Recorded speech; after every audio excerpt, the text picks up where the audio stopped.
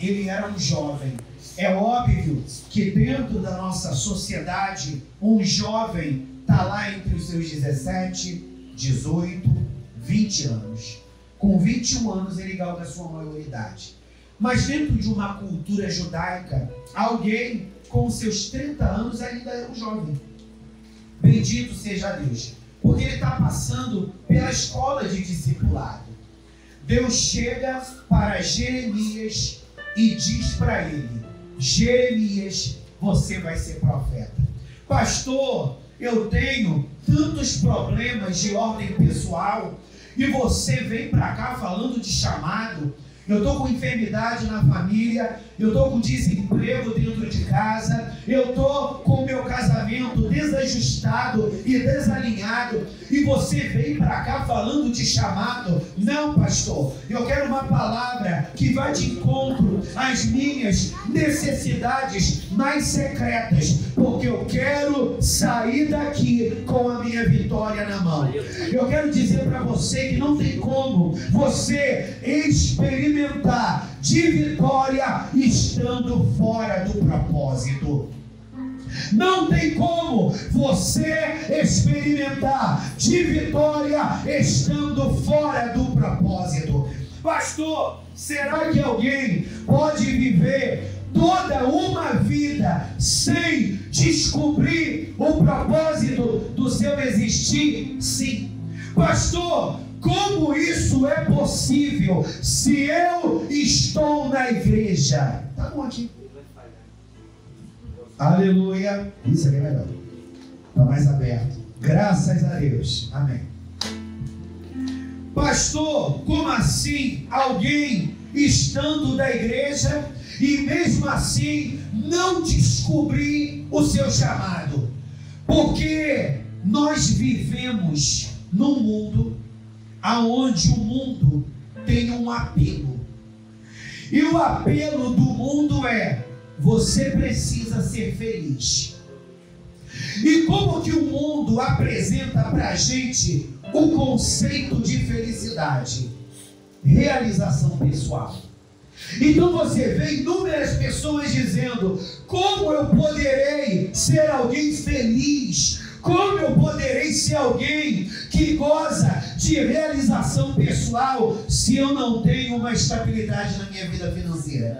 Como eu poderei dizer que sou feliz se o meu marido não é crente, se o meu filho está nas drogas, ou se eu não tenho obtido êxito na minha vida amorosa?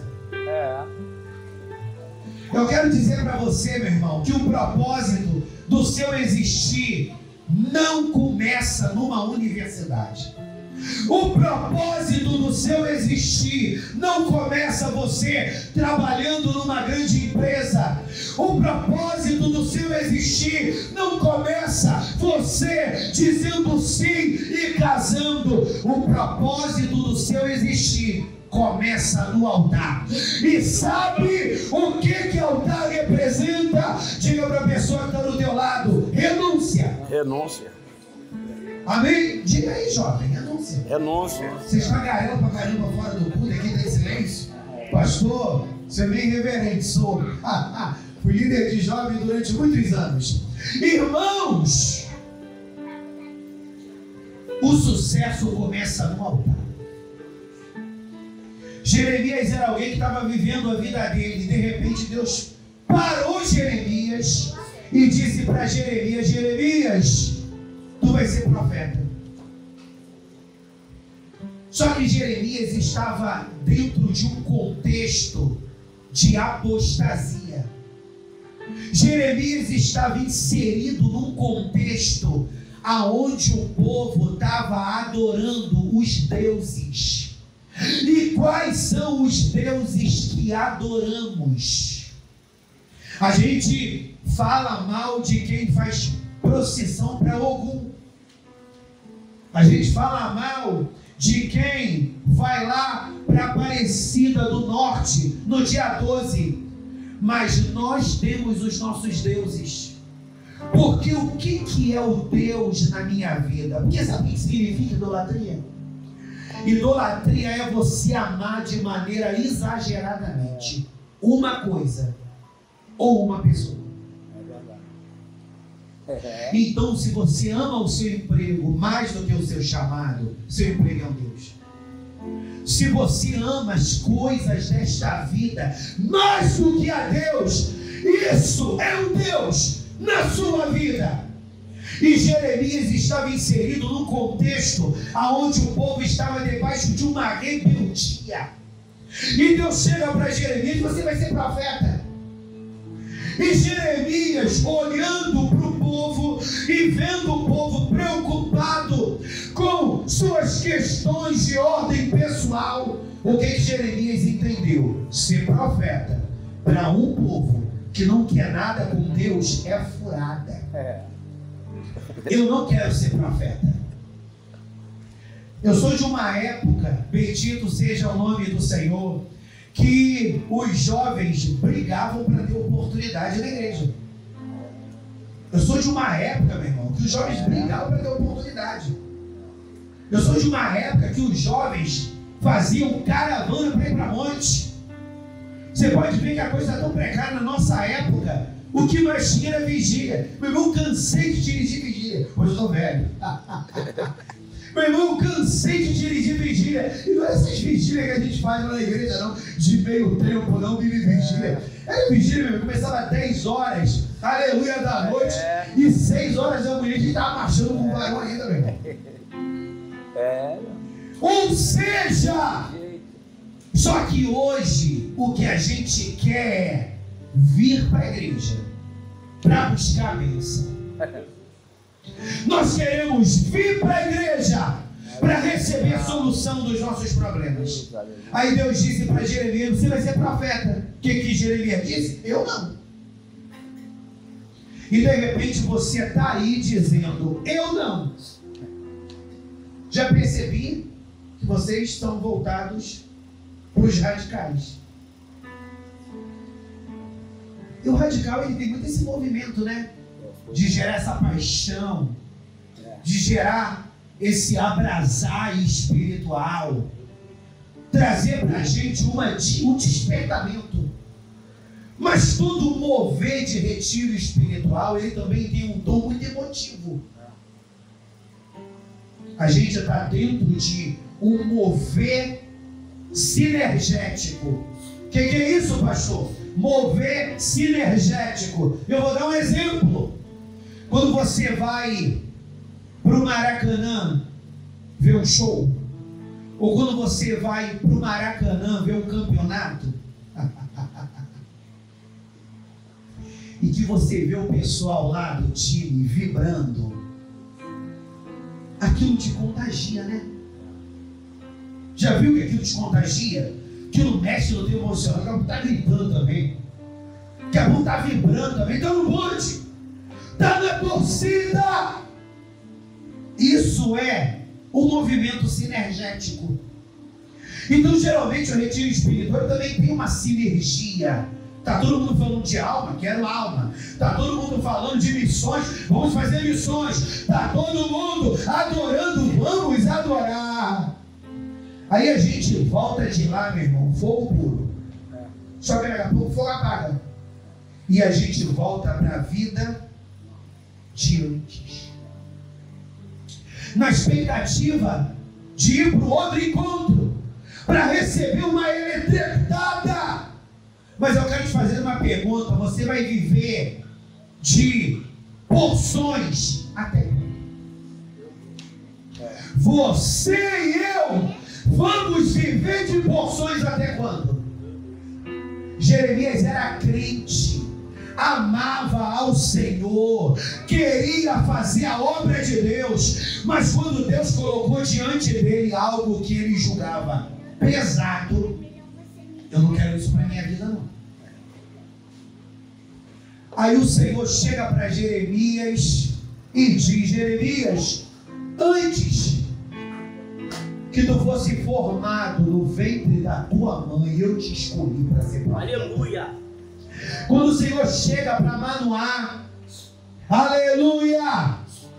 O anjo se apresenta para Manoá e diz: eu vou te dar um filho, e teu filho vai ser um nazireu. E a promessa se cumpriu. Deus deu Sansão. Aí Deus falou: Sansão vai ser um nazireu. Só que para Sansão gozar da força que eu vou dar para ele, ele tem que cumprir um protocolo. Qual era o protocolo? Você não vai poder tocar em corpo morto, você não vai poder passar navalha sobre a sua cabeça. E diz a Bíblia que ele foi um nazireu de excelência, até que chegou na juventude e a libido sexual começou a falar alto. E quando a libido sexual começou a falar alto, sabe o que Sansão quis fazer? Beijar na boca. Sabe o que Sansão quis fazer? Ter relação sexual. E diz a Bíblia que 3 mulheres passaram pela vida de Sansão. A última sentenciou a morte dele, que é a mais conhecida. Sansão, desde o ventre, teve um chamado, tinha um chamado. Mas ele não conseguiu viver na totalidade o seu chamado, porque outros amores capturaram o seu coração. Na vida de Jeremias, o que capturou o coração dele foi o medo. O que está capturando o teu coração nessa noite? Eu não vim programado para pregar essa palavra, mas a gente começou uma conversa ali, eu e o Magno, enquanto a gente estava esperando o Márcio chegar. A gente iniciou uma conversa ali. Louvado seja Deus. E o Espírito, quando eu comecei a orar, eu disse: não, muda tudo. Estou ali com o meu caderninho. Louvado seja Deus. E minhas ovelhas sabiam, eu prego o esboço. Bendito seja Deus. Agora falou: muda. Não é isso não. Aleluia. Eu vi. Porque tem vezes, né, quem é pregador sabe. Tem vezes que você vem muito certo. É isso que Deus quer que eu fale e eu vou falar. Eu trouxe meu caderninho, às vezes anotações básicas. Mas eu não vim convicto se era isso que Deus queria falar. E se tem uma coisa que a gente precisa ficar é na dispensação do Espírito. Eu não sou contra quem se prepara para pregar. Eu me preparo para pregar, tanto espiritualmente como preparar o Menegheb. Mas o Senhor falou para mim: muda. Diga para a pessoa que está ao teu lado, por favor. Por favor. Deus está falando contigo. Deus está falando contigo. Aí Jeremias diz para Deus: Deus, eu não quero ser profeta. Aí o Senhor disse para Jeremias: mas você nasceu com esse chamado para ser profeta. Mas como eu disse, Jeremias estava com medo.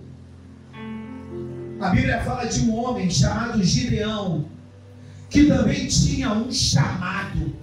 E você já viu que quando Deus desperta o chamado, a gente nunca está vivendo a melhor fase da nossa vida. Quando Deus chamou Jeremias, Jeremias estava num contexto onde o povo não queria nada com Jeová. Quando Deus levantou Sansão, o povo estava sendo oprimido pelos filisteus.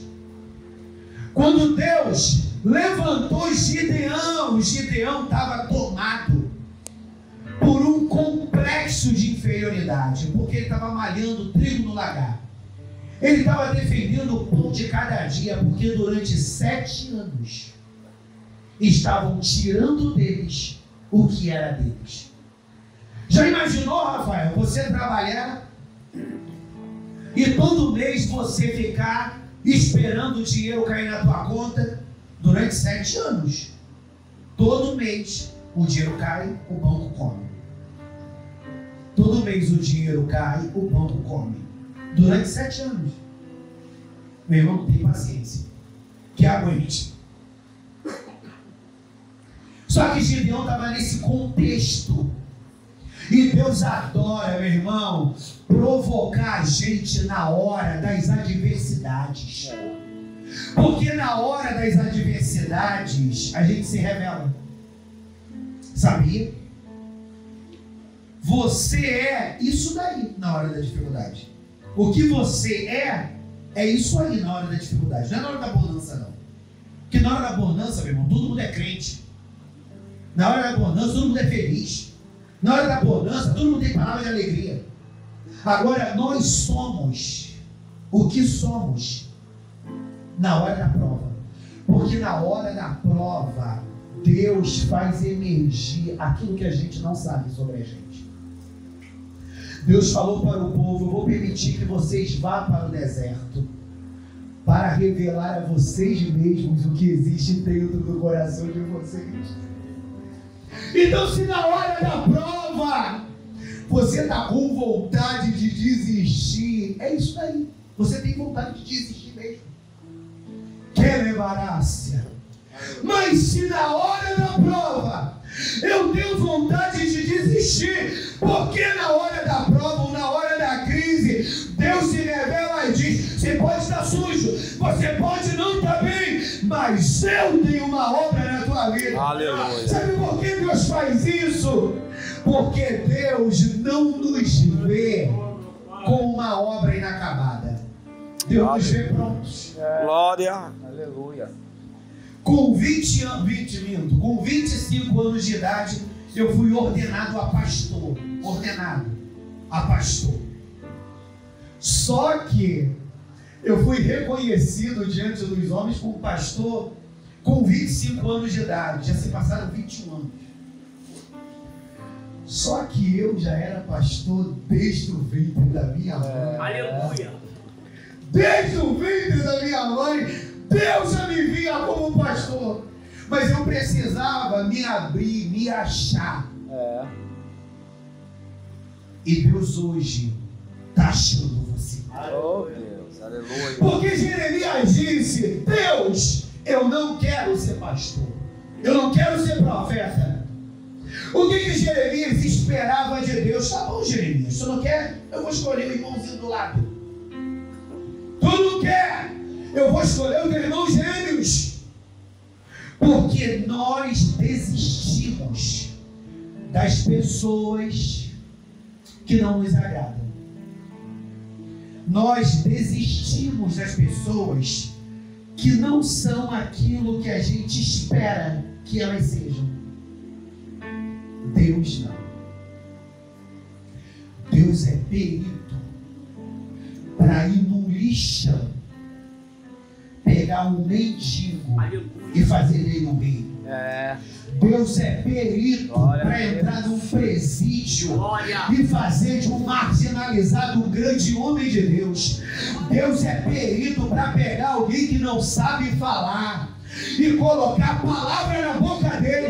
Deus é perito para levantar do monturo alguém valente. Aleluia. Porque o teu problema, meu irmão, faz você se depreciar. Porque na hora do problema, qual é o nosso discurso? Por que eu não mereço isso? Por que eu estou passando por isso? O varão chegou para Gideão. Olha como é que Deus nos confronta quando Ele nos chama. Deus sabia que Jeremias iria dizer não. Gente, Deus é punk. Por que Deus não se eximiu de problema? Eu já sei que esse perturbado vai dizer não. Eu vou procurar o irmãozinho do lado. Até na maneira de Deus nos chamar, Ele está nos confrontando. Sabe por quê, meu irmão? Porque tem gente que não acredita que você vai mudar. Tem gente que não acredita que você vai sair disso. E talvez até mesmo você não acredita. Mas olha que coisa interessante, é isso que me deixa apaixonado pelo Senhor.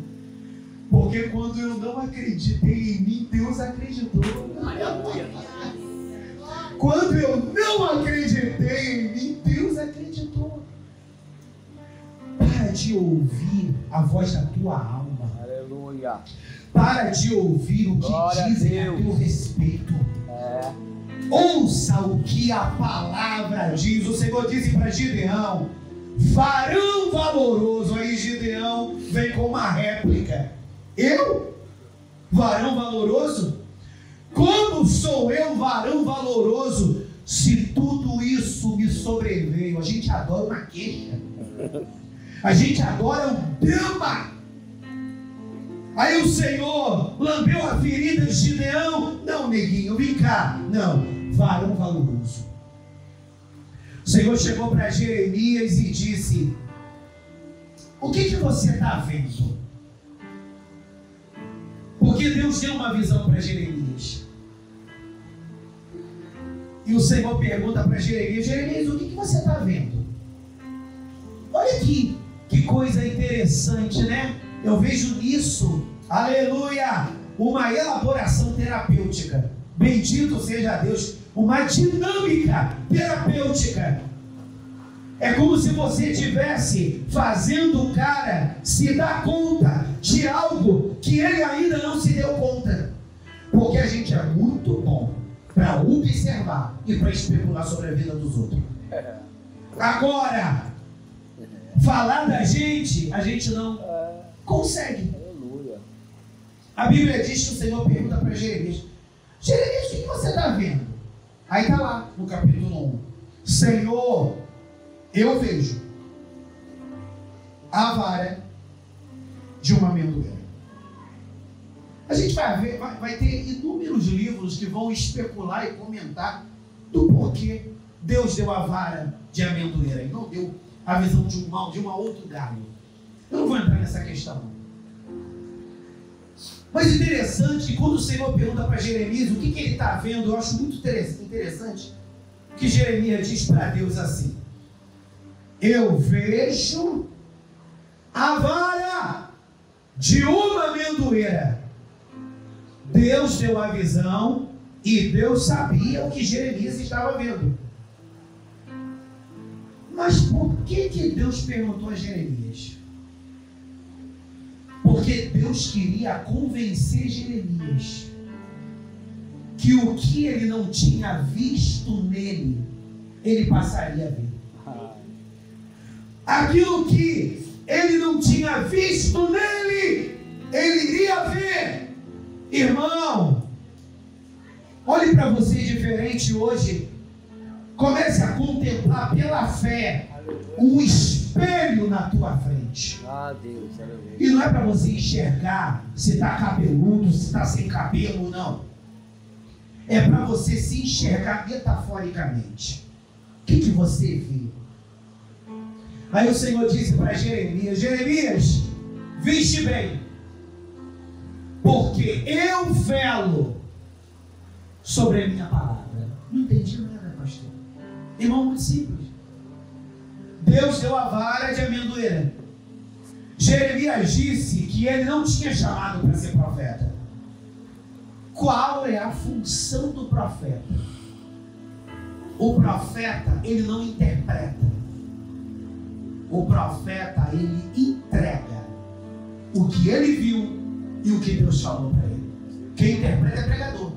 Quem interpreta é mestre. Profeta não interpreta nada. Profeta fala o que Deus mostrou e fala do que ele ouviu de Deus. Deus deu a vara de amendoeira. Aí Deus pergunta: o que você está vendo? Senhor, eu vejo a vara de amendoeira. Aí o Senhor disse para Jeremias: viste bem, porque eu velo sobre a minha palavra para cumprir. Aleluia. Você disse que não era profeta. Eu te coloquei à prova e você deu provas que tu é profeta. Eu quero que você acredite no seu chamado.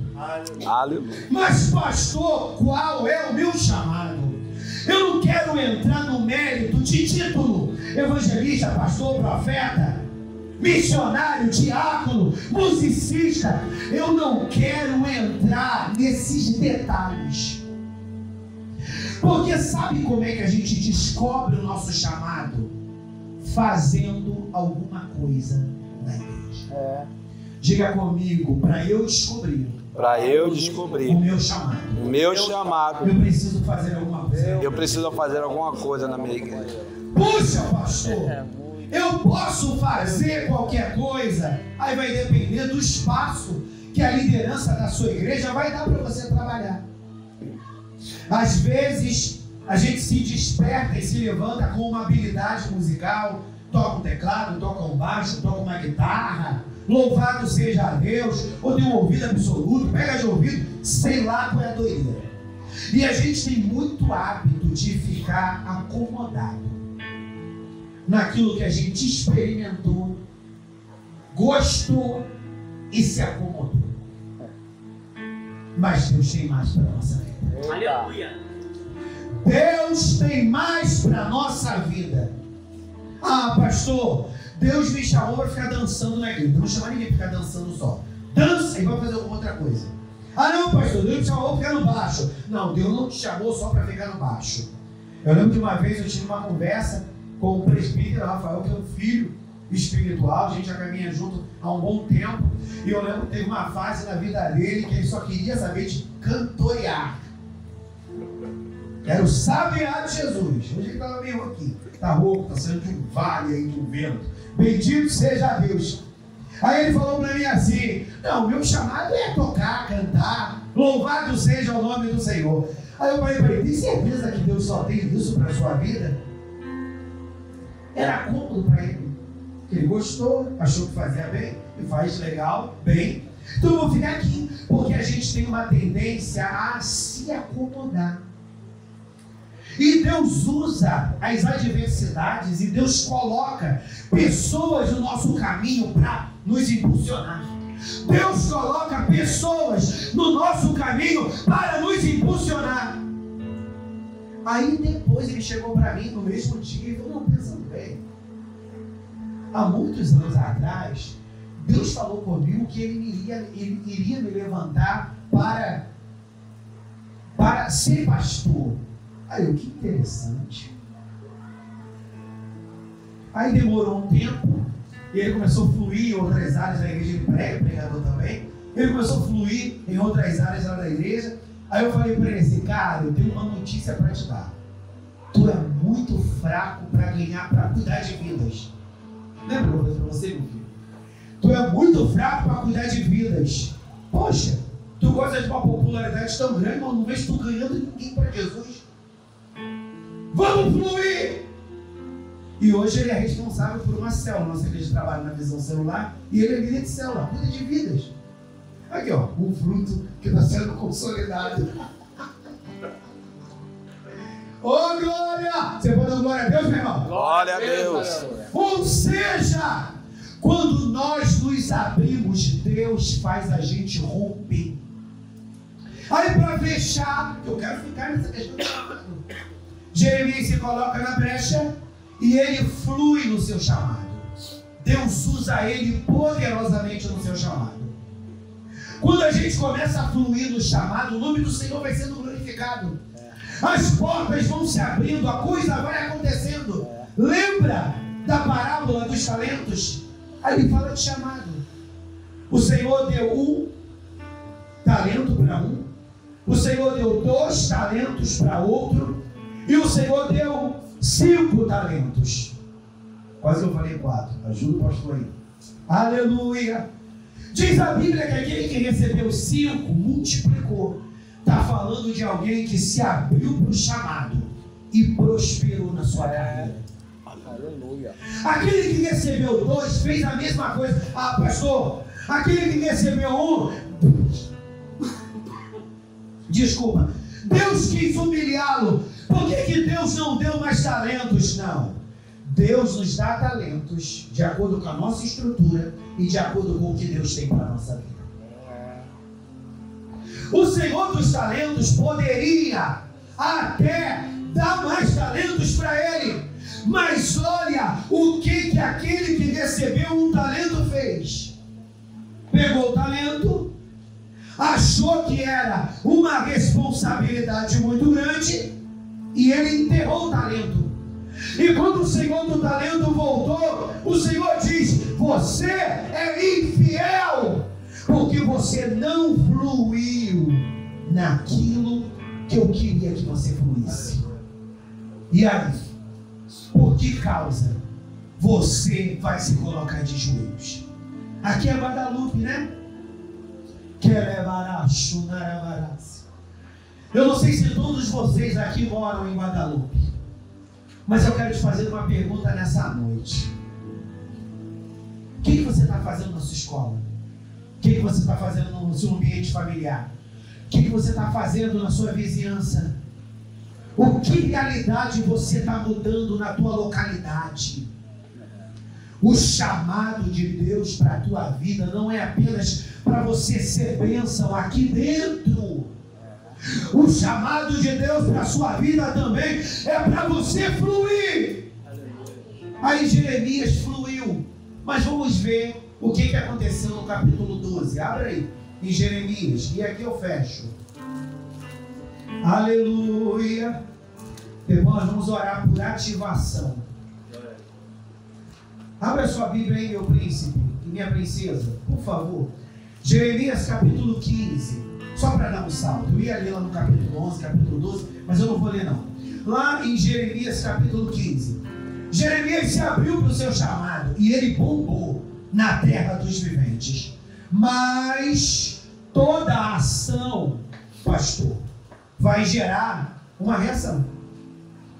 E no mundo espiritual das trevas, toda ação para fazer você sair da caixinha, toda ação para fazer você conquistar territórios, vai redundar num contra-ataque. Porque o diabo, sabe quem o diabo gosta de tirar da igreja? Meninos inconstantes. Se você é uma pessoa inconstante na fé, o diabo quer te tirar da igreja. E se você é inconstante e não mudar, em algum momento ele vai te tirar. Sabia? Aquele irmão entra e sai, 6 meses na igreja, revendo o mundo, 2 meses bombando, 3 meses bombado, ou seja, ele é inconstante, ele é menino. Só para eu me dar conta que eu não estou sozinho no culto, pergunta para a pessoa que está ao teu lado: você é menino? Você é menino? Não. Todo menino, ele é inconstante. Então o diabo, meu irmão, o que ele quer é te jogar para fora da igreja, porque você não está aqui mesmo. Mas crente firme, o diabo não quer tirar dentro da igreja. Então o que o diabo quer fazer com o crente firme? Quer te matar dentro da igreja. Você está dentro da igreja e preso no pecado, os pecados cabeludos, incubado. Você está dentro da igreja. Se fala de chamado, meu irmão, é como comichão nos teus ouvidos. Você vai e pega demônio. Porque você não acredita, não aceita, não quer chamado.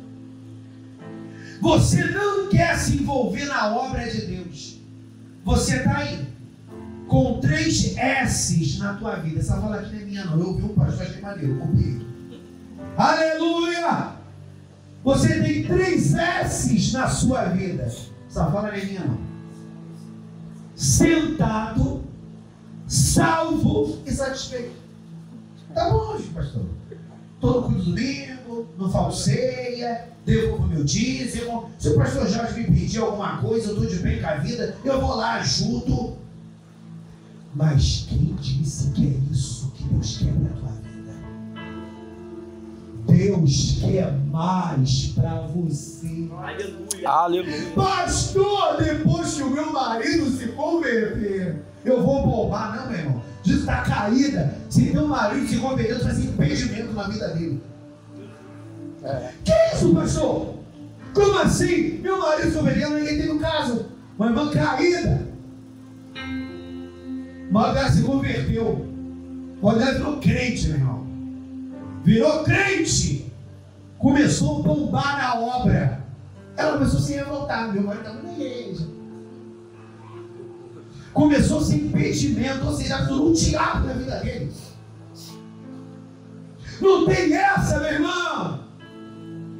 De repente eu nunca mais vou voltar aqui. Não tem nada. Não tem essa. Quem quer ser uma bênção é. É óbvio que o marido não crente dificulta, mas não impede um verdadeiro adorador. Para a gente fechar, capítulo 15, versículo 10 de Jeremias. Ai de mim, minha mãe, por que me deste à luz homens de rixas e homens de contendas para toda a terra? Nunca lhes emprestei com usura, nem eles me emprestaram com usura, todavia cada um deles me amaldiçoa. Ou seja, olha para mim aqui, mas permaneça com o texto aberto, que eu preciso ler os demais versículos, mais 3. Jeremias estava bombando na obra. E quando a gente está bombando na obra, Rafael, a gente tem contra-ataque. O povo que começou a se incomodar com a profecia de Jeremias, disse para Jeremias: se você não calar a boca, nós vamos matar você. Se você não calar a boca, nós vamos matar você.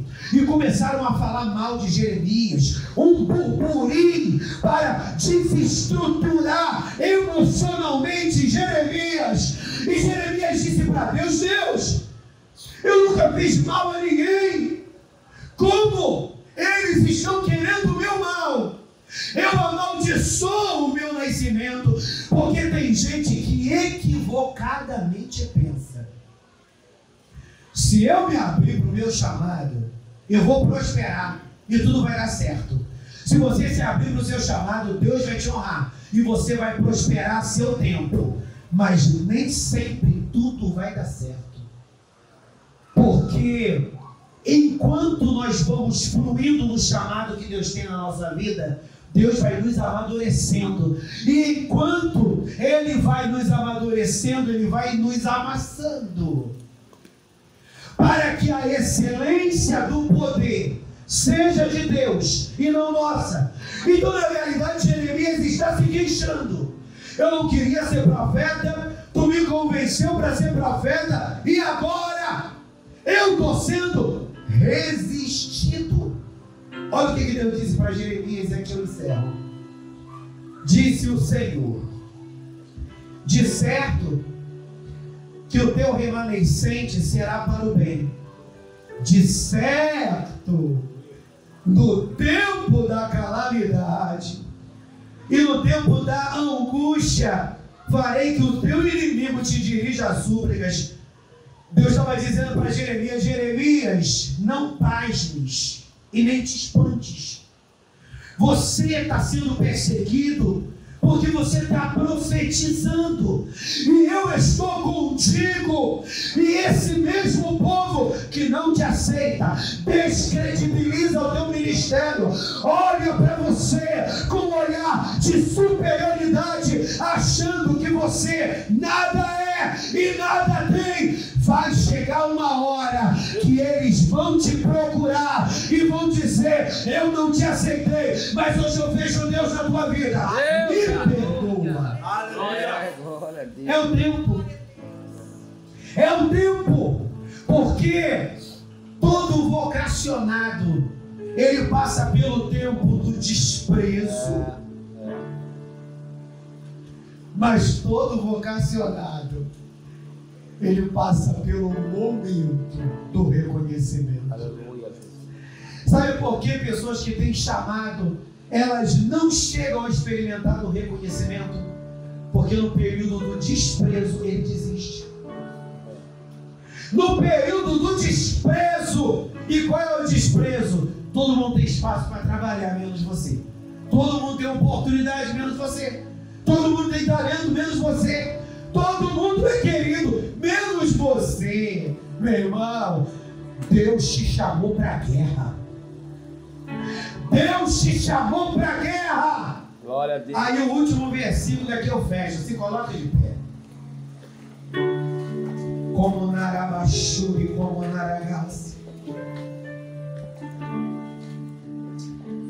Versículo 12 Diz Deus fazendo uma pergunta para Jeremias: pode alguém quebrar o ferro?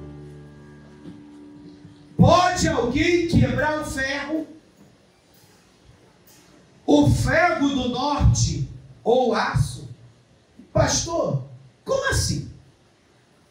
Deus pergunta para Jeremias: pode alguém quebrar o ferro? E o ferro quebra? Claro que não, irmão. O aço quebra máquina? Claro que não. De onde Jeremias veio?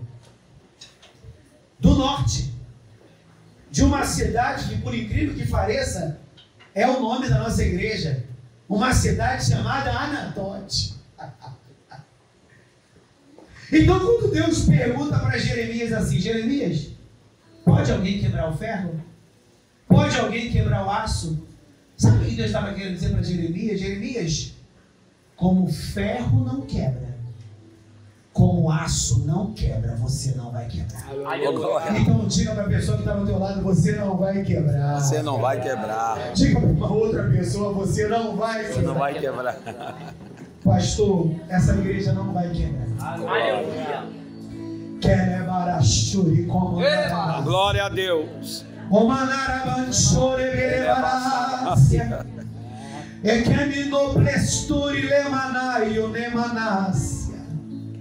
Você não vai quebrar. Oh, glória. Jeremias não quebrou, porque ele estava em Deus. Mas você sabia, minha amiga, que Sansão quebrou? Então tem gente que quebra.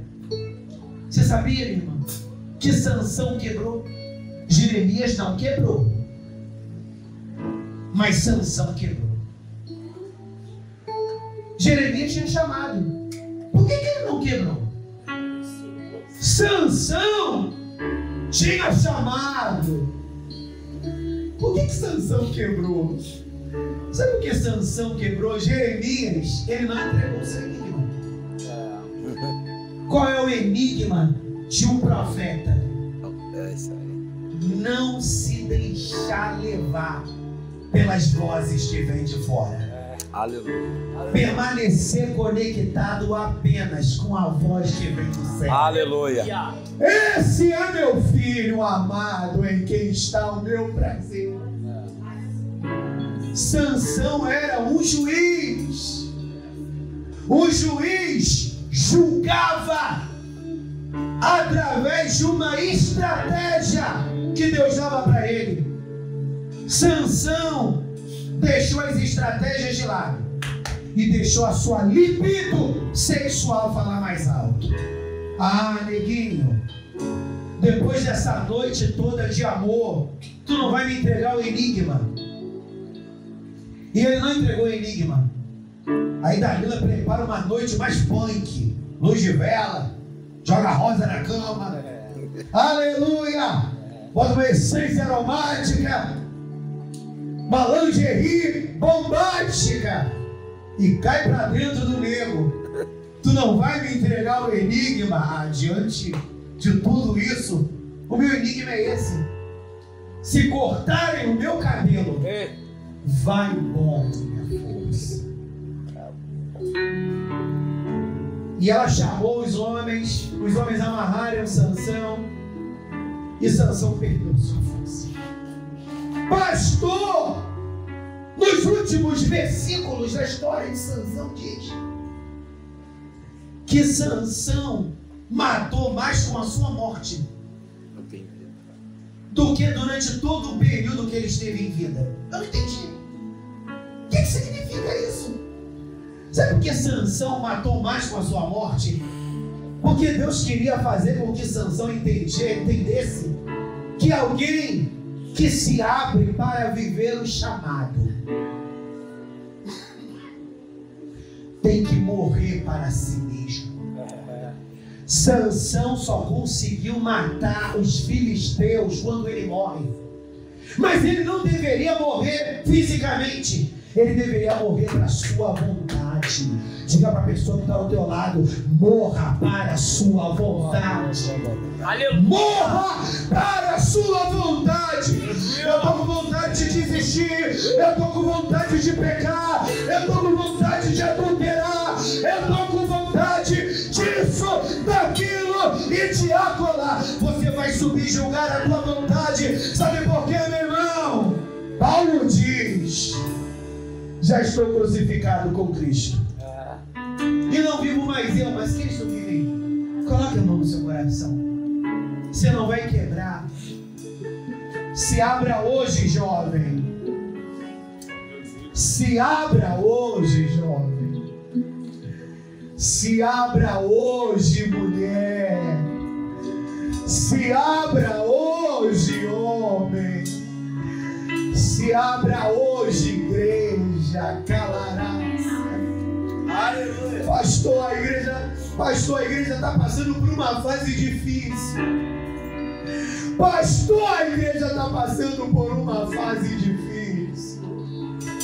E aí, meu irmão? Você vai ficar de braços cruzados e se lamentando pela fase difícil que a igreja está passando? Não, meu irmão. Você vai reagir.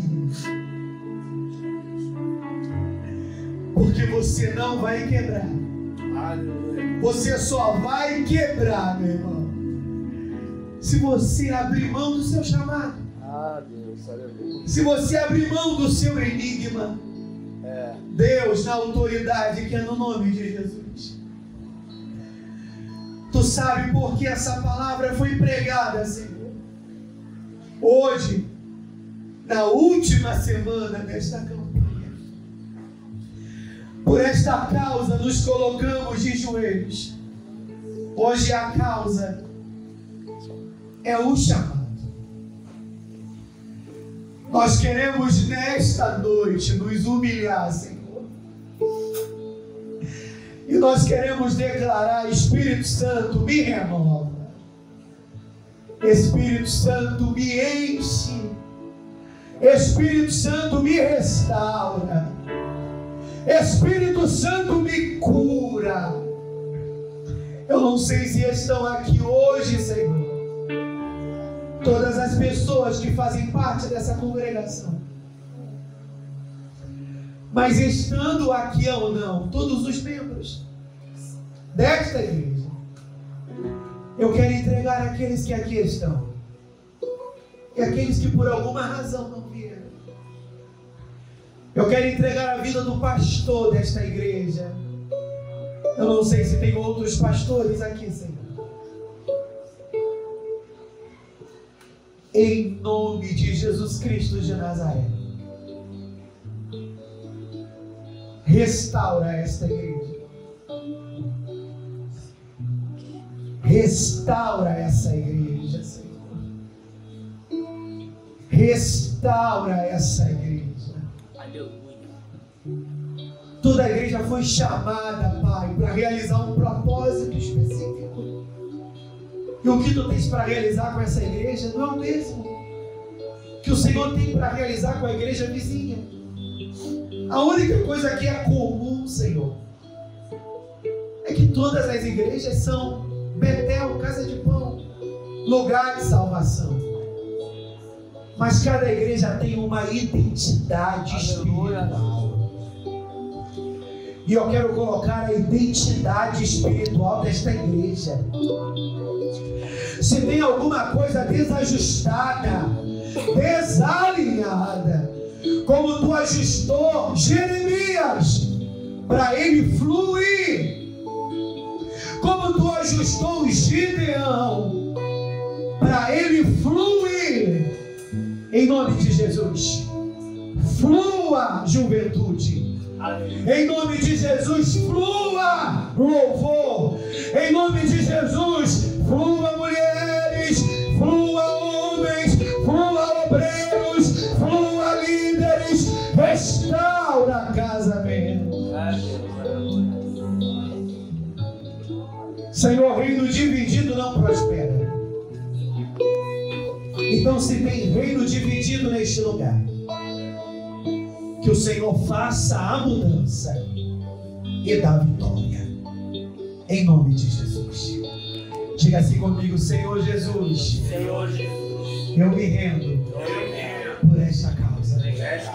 Eu entendi que eu preciso dar importância para o teu chamado na minha vida. Eis-me aqui, Senhor. Cumpra em mim o teu querer. Você pode celebrar a Deus com as suas palmas. Pode sentar. Eu quero agradecer à igreja por essa oportunidade. Perdoe-me